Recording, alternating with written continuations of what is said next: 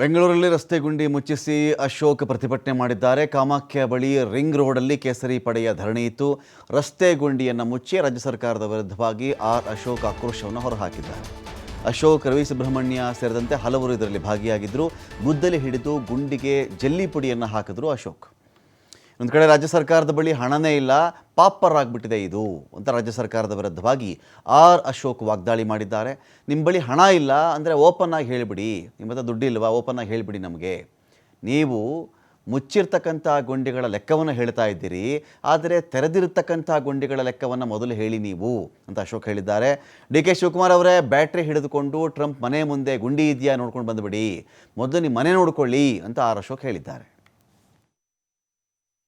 ಜನನೇ ಇನ್ಮೇಲೆ ಪಬ್ಲಿಕ್ಗೆ ವಿನಂತಿ ಮಾಡ್ತೀನಿ, ದಯವಿಟ್ಟು ರಾಜ್ಯ ಸರ್ಕಾರ ಪಾಪರ್ ಔಟಿದೆ, ಅವ್ರ ಹತ್ರ ಹಣ ಇಲ್ಲ, ಮಾತೆತ್ತರೆ ನಾವು ಗ್ಯಾರಂಟಿ ಹಣ ಕೊಡ್ತಾ ಇದ್ದೀರಿ, ನಮ್ಮ ಹತ್ರ ಪಾಪರ್ ಔಟಿದ್ದೀರಿ ಅಂತ ಹೇಳ್ತಾ ಇದ್ದಾರೆ.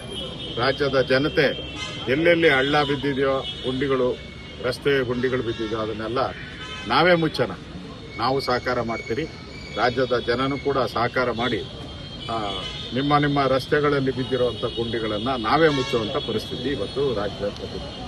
ಬೆಂಗಳೂರಂತೂ ಕೂಡ ಯಾವುದೇ ರಸ್ತೆ ಇವತ್ತು IT-BT ಕಂಪನಿಗಳು ಕೂಡ ಇವತ್ತು ಕಾಮೆಂಟ್ಗಳನ್ನು ಮಾಡಿ ನಾವು ರಾಜ್ಯ ಬಿಟ್ಟು ಹೋಗ್ತೀರಿ ಅನ್ನೋ ಮಾತುಗಳನ್ನು ಕೂಡ ಆಡ್ತಾ ಇದೆ.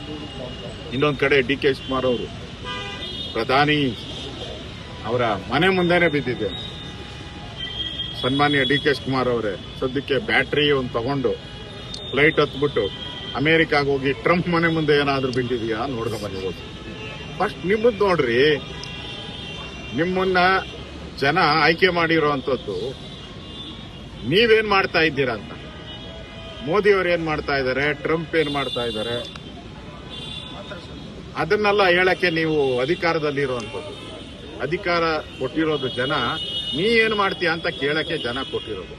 ಅದು ಬಿಟ್ಬಿಟ್ಟು ಅಲ್ಲಿ ಹಳ್ಳ ಬಿದ್ದಿದೆ, ಇಲ್ಲಿ ಹಳ್ಳ ಬಿದ್ದಿದೆ ಅಂತ ಹೇಳಿದ್ರೆ ಅದು ನಿಮ್